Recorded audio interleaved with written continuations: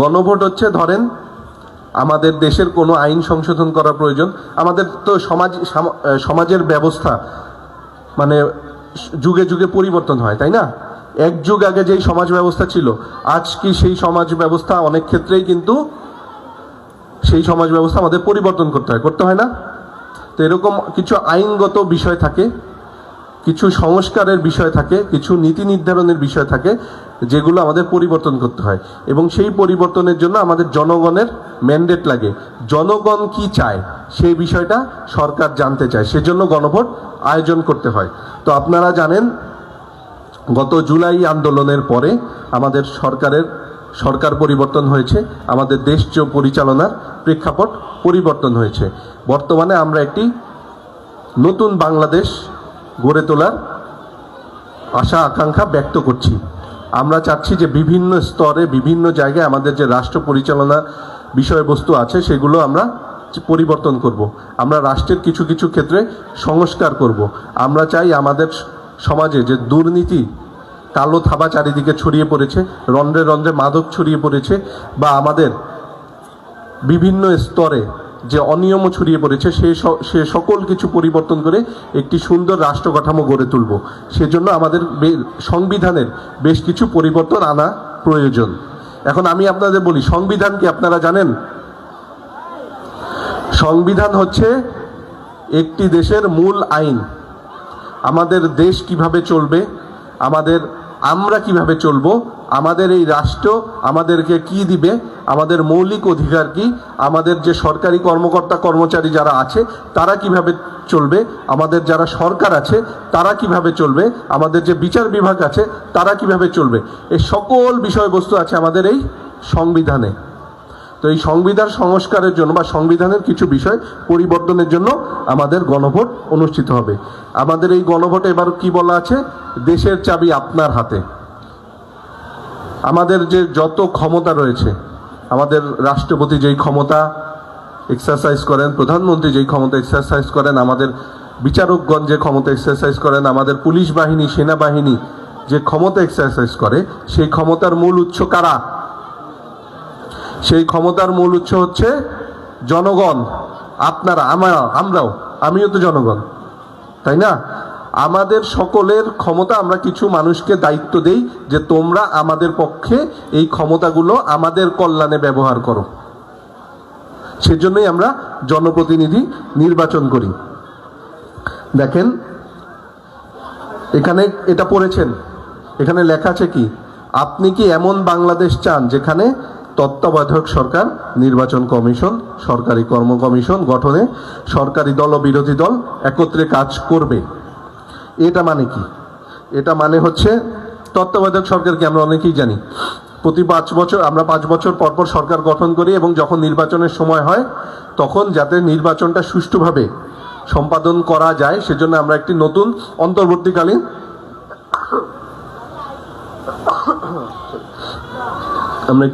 অন্তর্বর্তীকালীন সরকার 3 মাসের জন্য গঠিত হয়, সেটা হচ্ছে তত্ত্বাবধায়ক সরকার। নির্বাচন কমিশন কি? এই যে নির্বাচনটা সঠিকভাবে সম্পাদন করার জন্য, নির্বাচনটা সঠিকভাবে আয়োজন করার জন্য যে সংস্থা, সাংবিধানিক সংস্থা রয়েছে, সেটা হচ্ছে নির্বাচন কমিশন। সরকারি কর্ম কমিশন কি? এই যে আমরা যারা এখানে চাকরি করছি, সরকারি চাকরি করছি, এই সরকারি চাকরিতে যাতে যোগ্য লোক আসতে পারে, যোগ্য লোক নিয়োগ হয়, এর দায়িত্ব হচ্ছে সরকারি কর্ম কমিশনের। তো এই সরকারি কমিশন ছাড়াও বিভিন্ন আরও অনেক কিছু আছে, যেমন আমাদের ধরেন নির্বাচন কমিশন যেমন আছে, তারপর হচ্ছে আমাদের পিএসসি আছে, পিএসসির কথা তো বলেছি, তারপর হচ্ছে আমাদের দুদক আছে, আমাদের মানবাধিকার কমিশন রয়েছে যারা আমাদের কল্যাণে কাজ করে। এই সকল কমিশন গঠনে কিন্তু সকল রাজনৈতিক দল একত্রে কাজ করবে। এখানে পার্থক্যটা কি? আগে দেখতাম আমাদের তত্ত্বাবধায়ক সরকারের প্রধানের কথা বলেন, আমাদের নির্বাচন কমিশনের প্রধান নির্বাচন কমিশনারের কথা বলেন, বা পিএসসির চেয়ারম্যানের কথা বলেন, আমরা কি দেখতাম যে রাজনৈতিক দল সরকার গঠন করেছে তার অনুগত ব্যক্তিগণকেই এখানে চেয়ারম্যান বা প্রধান হিসেবে নিয়োগ করা হতো। কিন্তু এখন থেকে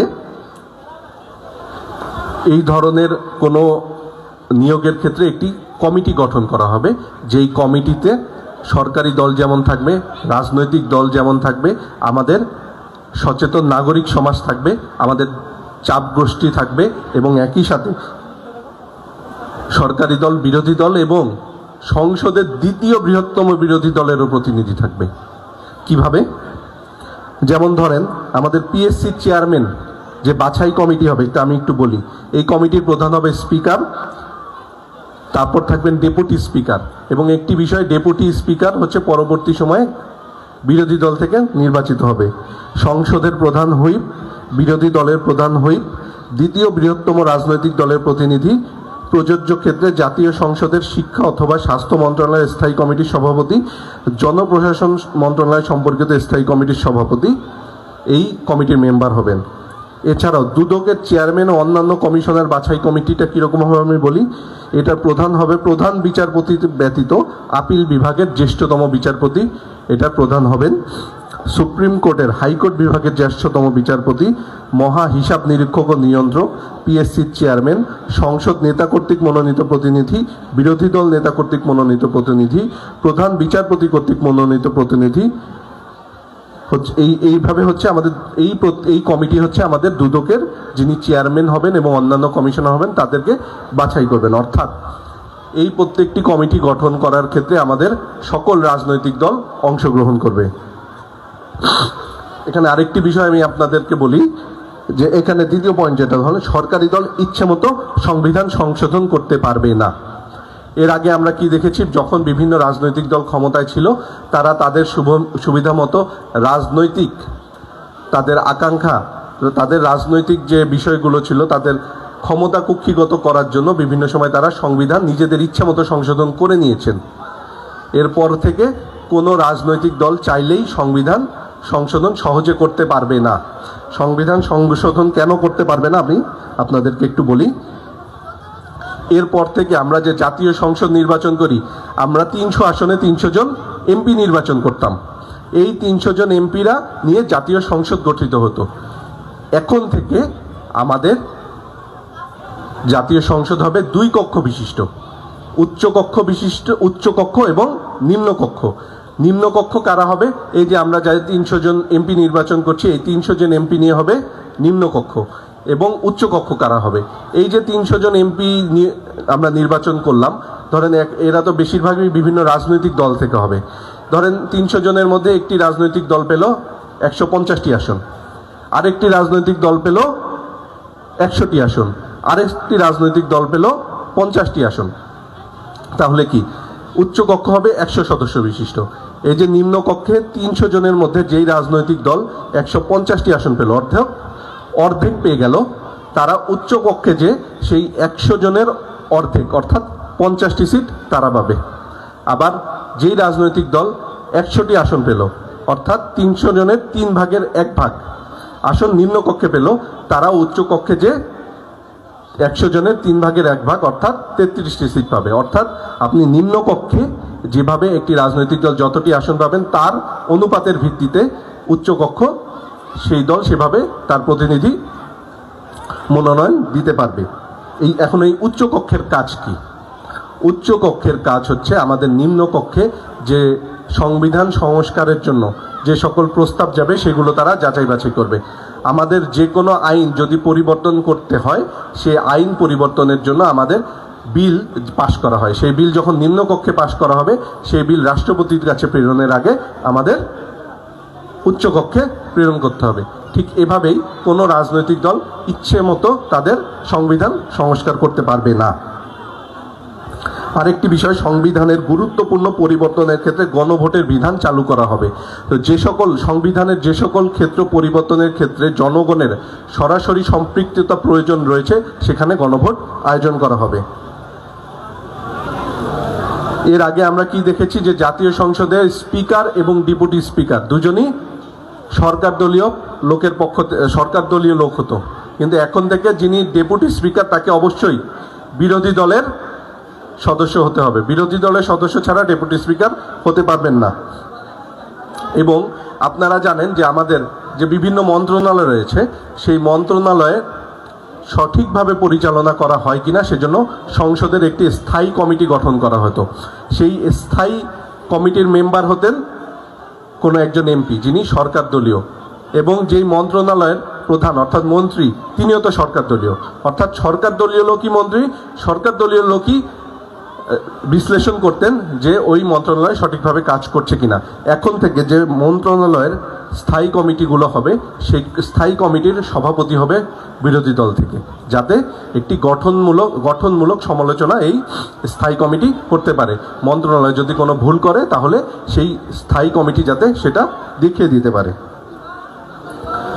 এই গণভোটের মাধ্যমে আপনারা নির্ধারণ করতে পারবেন যে একজন সর্বোচ্চ আপনি কতদিন তাকে প্রধানমন্ত্রী হিসেবে দেখতে চান। আপনি যদি মনে করেন যে হ্যাঁ একজন যত মেয়াদি হোক 10 বছরের বেশি প্রধানমন্ত্রী হতে পারবে না, তাহলে আপনি গণভোটের মাধ্যমে সেটা নিশ্চিত করতে পারবেন। আরেকটি বিষয়, আমরা যে রাষ্ট্র, আমাদের রাষ্ট্রের প্রধানকে, রাষ্ট্রের প্রধান হচ্ছে মহামান্য রাষ্ট্রপতি, কিন্তু আমরা দেখেছি যে আমাদের রাষ্ট্রপতির ক্ষমতা কিন্তু খুবই সীমিত। তিনি সকল বিষয়ে মতামত দিতে পারেন না, সকল বিষয়ে তার ক্ষমতা প্রয়োগ করতে পারেন না। অপরদিকে আমরা কি দেখি যে রাষ্ট্রের সকল ক্ষমতা কে এক্সারসাইজ করেন? প্রধানমন্ত্রী। প্রধানমন্ত্রী সর্বময় ক্ষমতার অধিকারী। এমনও অনেক বিষয় আছে যে প্রধানমন্ত্রী রাষ্ট্রপতির কাছে অনুমোদন দেন, সেই অনুযায়ী রাষ্ট্রপতি স্বাক্ষর করেন, অর্থাৎ প্রধানমন্ত্রী যা বলেন রাষ্ট্রপতি তাই করেন। কিন্তু একটি সুন্দর গণতান্ত্রিক রাষ্ট্র গঠনের জন্য আমাদের প্রধানমন্ত্রী এবং রাষ্ট্রপতির যে ক্ষমতা, সেই ক্ষমতার একটি ভারসাম্য আনা প্রয়োজন। আপনি এই গণভোটের মাধ্যমে নিশ্চিত করতে পারবেন যে আপনি প্রধানমন্ত্রী এবং রাষ্ট্রপতির যে ক্ষমতা, সেই ক্ষমতার ভারসাম্য আপনি চান কি না। আপনি যদি ভারসাম্য চান তাহলে আপনি হ্যাঁর পক্ষে থাকবেন, আর আপনি যদি মনে করেন প্রয়োজন নেই তাহলে আপনি নাকে বেছে নিতে পারেন। আমরা অনেক সময় দেখেছি যে বিভিন্ন আদালত থেকে বিভিন্ন কুখ্যাত খুনিকে মৃত্যুদণ্ড প্রদান করেছে। পরবর্তী সময়ে রাষ্ট্রপতি তিনি তার ক্ষমতা বলে রাজনৈতিক বিবেচনায় সেই মৃত্যুদণ্ডপ্রাপ্ত আসামিকে ক্ষমা করে দিয়েছেন। আপনি এই গণভোটের মাধ্যমে নিশ্চিত করতে পারবেন যে রাষ্ট্রপতি চাইলেই তার এই ক্ষমতা প্রয়োগ করতে পারবে কি পারবে না।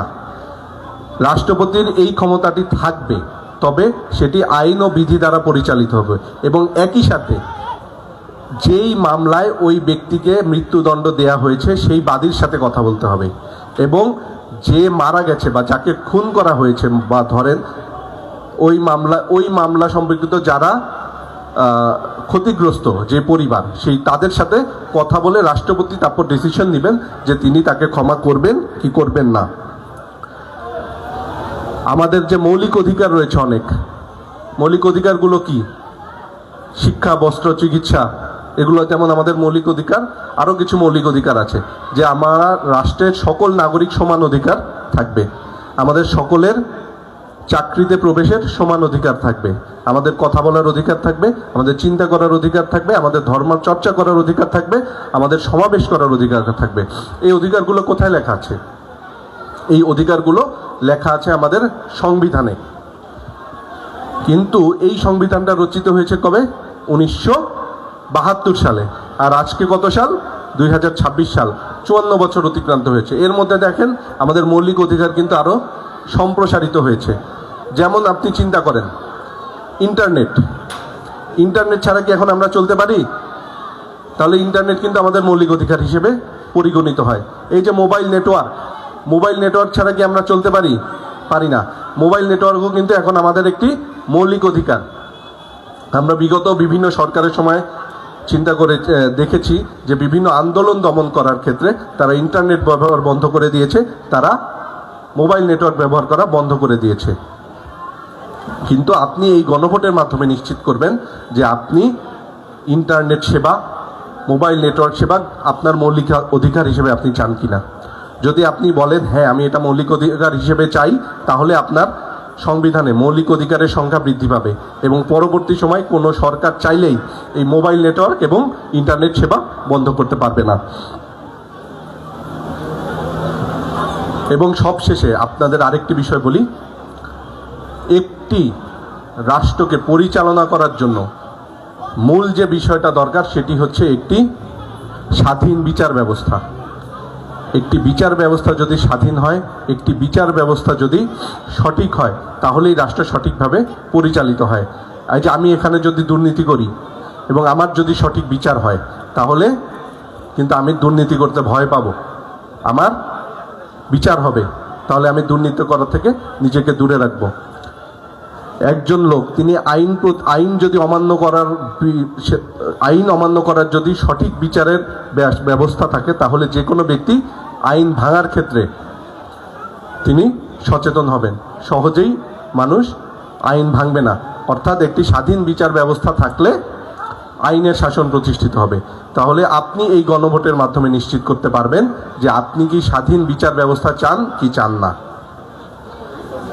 এবং সবশেষে যে বিষয়টা বলতে চাই, এখানে আমরা যে বিষয়গুলো তুলে নিয়েছি সেগুলো রাষ্ট্রের কিছু পরিবর্তন, সেগুলো রাষ্ট্রের কিছু সংস্কার। আপনি কি চান? একটি সুন্দর পরিবর্তিত সমাজ চান? আপনি কি একটি পরিবর্তিত বিচার ব্যবস্থা চান? আপনি কি একটি পরিবর্তিত রাষ্ট্র কাঠামো চান? আপনি কি একটি পরিবর্তিত সরকার ব্যবস্থা চান? আপনি কি একটি সম্প্রসারিত মৌলিক অধিকার চান? যদি আপনি চান তাহলে আপনি হ্যাঁ এর পক্ষে থাকবেন। আর যদি আপনি মনে করেন না আমার পূর্বের জীবনই ভালো ছিল, পূর্বের রাষ্ট্র কাঠামোই ভালো, আমরা এতদিন যেভাবে চলে এসেছি গতানুগতিকভাবে, তাহলে আপনি আপনার বিবেচনায় আপনি আপনার ভোট আপনি দিবেন। জি,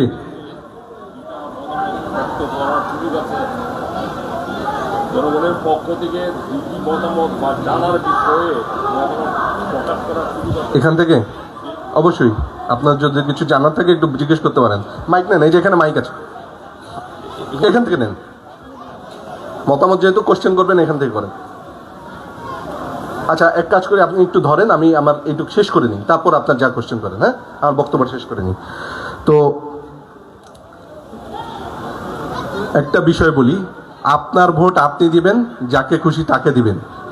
আপনার গণভোটও আপনি দিবেন, যেটা ভালো মনে করবেন সেটা দিবেন। আপনি যদি মনে করেন হ্যাঁ ভোট প্রয়োজন, হ্যাঁতে দিবেন। আপনি যদি মনে করেন না দিলে ভালো হয়, নাতে দিবেন। বিবেক বিবেচনা আপনার। আমরা শুধু আপনার কাছে তুলে ধরেছি যে আপনি এই গণভোটের মাধ্যমে কি কি বিষয়ে পরিবর্তন আনতে পারেন। সকল বিবেচনা আপনার, বিবেক আপনার, বুদ্ধি আপনার। আপনার নিজস্ব বিবেক বিবেচনা বুদ্ধি প্রয়োগ করে আপনি আপনার ভোট দিবেন। এবং সবশেষে আমার জন্য আমি আপনাদের কাছে একটি অনুরোধ করি, এই যে আসন্ন ত্রয়োদশ জাতীয় নির্বাচন, সেই নির্বাচনটা সহকারী রিটার্নিং অফিসার হিসেবে আমাকে নির্বাচন কমিশন নিয়োগ করেছে। এই নির্বাচনটা যাতে সুষ্ঠুভাবে আয়োজন করা যায় তার দায়িত্ব আমাকে দেওয়া হয়েছে। আপনারা দেখেন, আমরা বিভিন্ন নির্বাচন আয়োজন করেছিলাম না? আমরা বিভিন্ন নির্বাচনে অংশগ্রহণ করেছি। আমরা এমপি নির্বাচন করেছি, আমরা চেয়ারম্যান নির্বাচন করেছি। কিন্তু প্রতিটা নির্বাচনই কিন্তু একটি নির্বাচন ছিল, একজন জনপ্রতিনিধি নির্বাচন ছিল।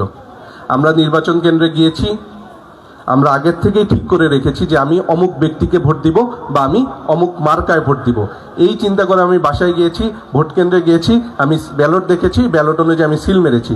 কিন্তু আমরা তারপরও দেখেছি যে অনেক কেন্দ্রে সময় মতো ভোট আয়োজন শেষ করতে পারে না। অনেক সময় ভোট গণনা শেষ করতে করতে রাত 10টা 11টা বেজে যায়, যার ফলে আইন শৃঙ্খলা পরিস্থিতির অবনতির একটা আশঙ্কা থাকে। কিন্তু এবছর কিন্তু ভোট দুইটা। আপনাকে জনপ্রতিনিধি যেমন আপনি নির্বাচন করবেন, আপনি গণভোটের অংশগ্রহণ করবেন। আপনাকে দুটো ভোট দিতে হবে, অর্থাৎ আপনার সময় এবার আরও বেশি লাগবে। এবছর কিন্তু সরকার ভোটের সময় বাড়িয়েছে। এবছর ভোট হবে সকাল 7:30 থেকে বিকেল 4:30 পর্যন্ত। কিন্তু এই সময়টাও যথেষ্ট নয়। আপনি যদি এখন এই গণভোটের বিষয়বস্তু সম্পর্কে না জানেন, গণভোটের ব্যালটে কি কি লেখা আছে সে বিষয়গুলো যদি আপনি না জানেন, তাহলে আপনি কি করবেন? ভোট কেন্দ্রে যাবেন, এই ব্যালট পেপারটা পাবেন, ব্যালট পেপারটা প্রথম থেকে শেষ পর্যন্ত পড়বেন। এই পড়তে আপনার 5 মিনিট সময় লাগবে। তারপর আপনি চিন্তা করবেন যে আমি হ্যাঁতে ভোট দিব বা নাতে ভোট দিব। এগুলো নিয়ে আপনি বিশ্লেষণ করবেন। অর্থাৎ দেখা যাবে একজন ব্যক্তির ভোট দিতেই 10 থেকে 15 মিনিট সময় লেগে যাবে। তো একজন ব্যক্তিরই যদি 10 থেকে 15 মিনিট সময় লেগে যায়, তাহলে কি আমরা সঠিক সময়ের মধ্যে ভোট শেষ করতে পারবো না। তাহলে আপনাদের কাছে যে অনুরোধ, যে আমি আজকে যে অবহিতকরণ সভাটা করতে এসেছি, এটার মূল বিষয় হচ্ছে আপনাদেরকে গণভোটের বিষয়বস্তু সম্পর্কে জানানো, যাতে আপনারা আপনাদের মধ্যে আলোচনা করতে পারেন, আপনার প্রতিবেশীর সাথে আলোচনা করতে পারেন, বন্ধু বান্ধবের সাথে আলোচনা করতে পারেন, আপনাদের শিক্ষকদের সাথে আলোচনা করতে পারেন, কলিগদের সাথে আলোচনা করতে পারেন। আপনারা যে বাজারে যে আড্ডা দেন, সেই বাজারে আড্ডা স্থলে আপনারা এই আড্ডার সময় এই বিষয়গুলো নিয়ে আলোচনা করতে পারেন যে গণভোটে কি আছে, কোন দিকে গেলে আমাদের জন্য ভালো হবে, আমরা হ্যাঁতে দিলে ভালো হবে না নাতে দিলে ভালো হবে, এই বিষয়গুলো আপনারা আলোচনা করেন।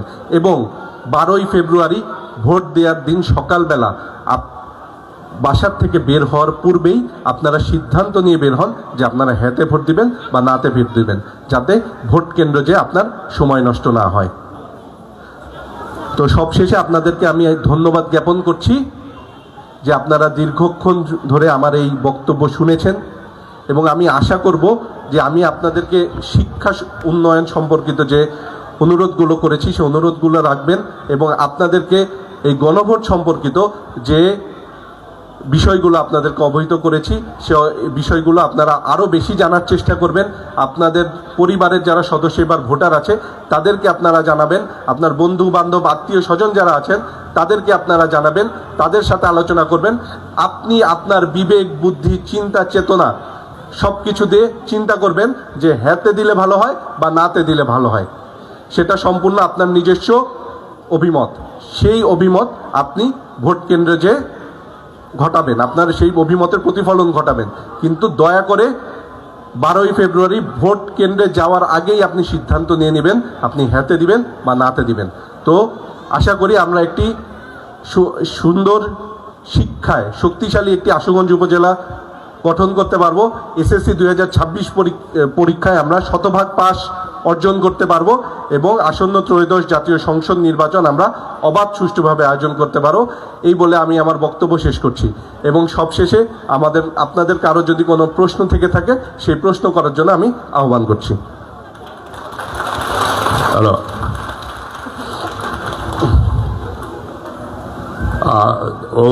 অত্যন্ত ধন্যবাদ। অত্যন্ত সুন্দরভাবে আমাদের ইউনু মহোদয় সাহেব খুব সুন্দরভাবে আমাদের গণভোট সম্পর্কে, যার চাবি এখন আমাদের হাতে, এই বিষয়টি তুলে ধরেছেন, সাধ্য অনুসারে তুলে ধরেছেন। তারপরও আমাদের কিছু জানার আছে প্রিয় এলাকাবাসী এবং দেশবাসী। আমি তিনটি প্রশ্ন আমার রয়েছে, এর মধ্যে একটি প্রশ্নের উত্তর ইতিমধ্যেই ইউনু মহোদয় সাহেব দিয়ে দিয়েছেন। সেটি হলো নির্বাচনকালীন তত্ত্বাবধায়ক সরকার এর গঠন প্রক্রিয়াটি কি, কে হবেন প্রধান তত্ত্বাবধায়ক। প্রধান তত্ত্বাবধায়ক প্রশ্নে রাজনৈতিক দলগুলো ঐক্যমত আসতে না পারলে এর সমাধান কিভাবে করা হবে। আমরা মোটামুটিভাবে এর আগে যে জটিলতা ছিল তত্ত্বাবধায়ক নিয়ে, এর একটি উত্তর আমরা পেয়েছি যে এর জন্য আলাদা একটি কমিটি গঠন করা হবে, একটা কমিশন গঠন করা হবে। কিন্তু দুইটি প্রশ্ন আমার রয়ে গেছে। সেটি হলো, উনি বলেছেন যেটা জুলাই সনদে বা চাবি এই ক্ষেত্রে হানা ভোটের ক্ষেত্রে আছে, সেটা হলো বিচার বিভাগের স্বাধীনতা আপনি কি চান কি চান না। বিচার বিভাগের স্বাধীনতা, বিচারপতি নিয়োগ প্রক্রিয়াটি কি আমরা জানি না। বিচারকের ক্ষমতাটা কি বা কতটুকু, কারা এই বিচারককে নিয়োগ দেবেন,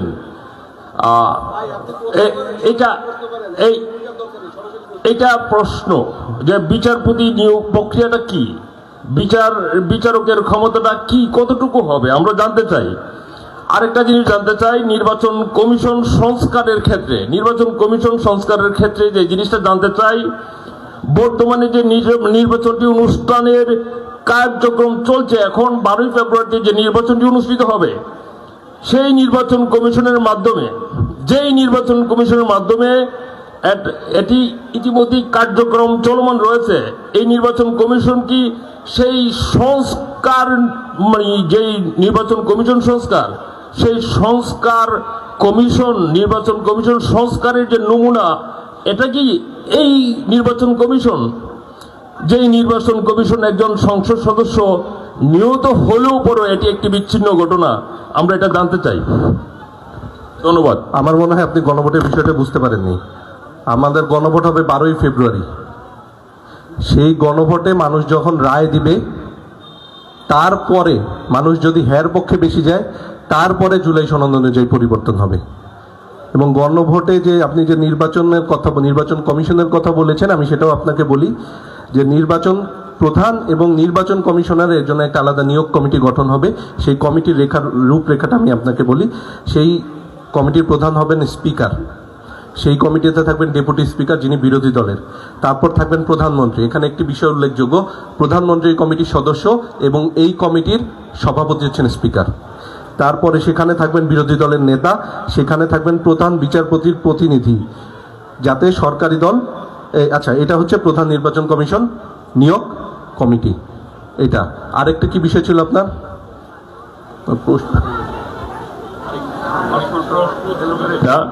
এই প্রশ্নটা হলো বিচার বিভাগের স্বাধীনতা। আমরা দেখি যে বিচার বিভাগের স্বাধীনতাটা বিচারপতিকে নিয়োগটা কাটা করা হবে, বিচার কাঠামোটা কিরকম হবে, আর এই তাদের ক্ষমতাটা কতটুকু হবে সেটা। ধন্যবাদ।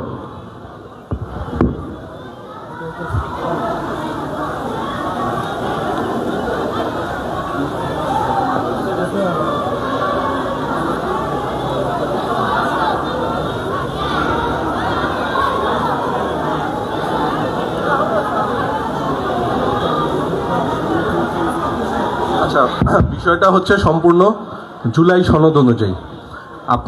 আমাদের যে জুলাই সনদ রয়েছে, সেই জুলাই সনদে আমাদের বিচার বিভাগ কিভাবে গঠন করা হবে সে সম্পর্কে বিস্তারিত বলা আছে, এবং সেখানে বলা আছে যে প্রধান বিচারপতি নিয়োগ। আমরা আগে কি দেখেছি, বিভিন্ন সময় রাজনৈতিক দলের আশীর্বাদ পুষ্ট বা তাদের প্রতি অনুগত লোককেই প্রধান বিচারপতি নিয়োগ করা হয়েছে। আমাদের জুলাই সনদে বলা হয়েছে আপিল বিভাগের যিনি জ্যেষ্ঠতম বিচারপতি, অবশ্যই তাকে প্রধান বিচারপতি হিসেবে নিয়োগ করা হবে।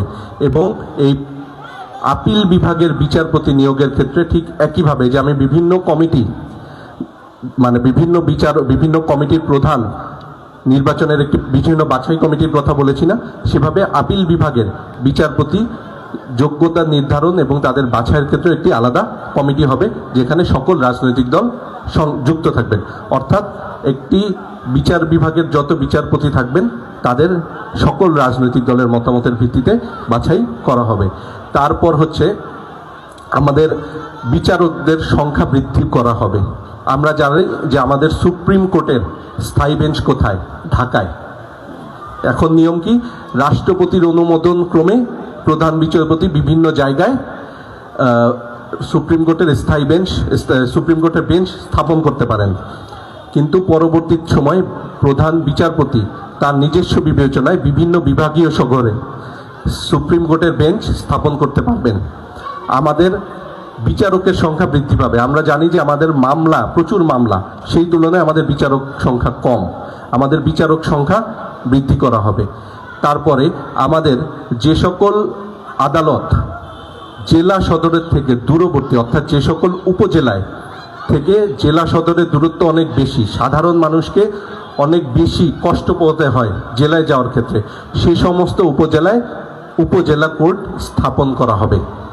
অর্থাৎ আমাদের যে বিচার সংক্রান্ত সেবা মানুষের দ্বারগোড়ায় পৌঁছে দেওয়ার জন্য যে যাবতীয় ব্যবস্থা নেওয়া, সেই যাবতীয় ব্যবস্থা এই জুলাই সনদের মাধ্যমে গ্রহণ করা হবে। এছাড়াও আমাদের সকল বিচারকদের চাকরি সংক্রান্ত যাবতীয় বিষয় সুপ্রিম কোর্টের উপর ন্যস্ত করা হবে। অর্থাৎ সুপ্রিম কোর্টই তাদেরকে পরিচালনা করবেন, এবং অন্যান্য যে কোনো রাজনৈতিক দল বা অন্যান্য সরকারি যে সকল বিভাগ আছে তাদের যদি কোনো ধরনের বিচার বিভাগের উপর কোনো ধরনের হস্তক্ষেপ থাকে, সে সকল হস্তক্ষেপ এই জুলাই সনদের মাধ্যমে অবসান করানো হবে। এভাবেই আমাদের বিচার বিভাগের স্বাধীনতা নিশ্চিত করা হবে। আপনি বিষয়টা ক্লিয়ার?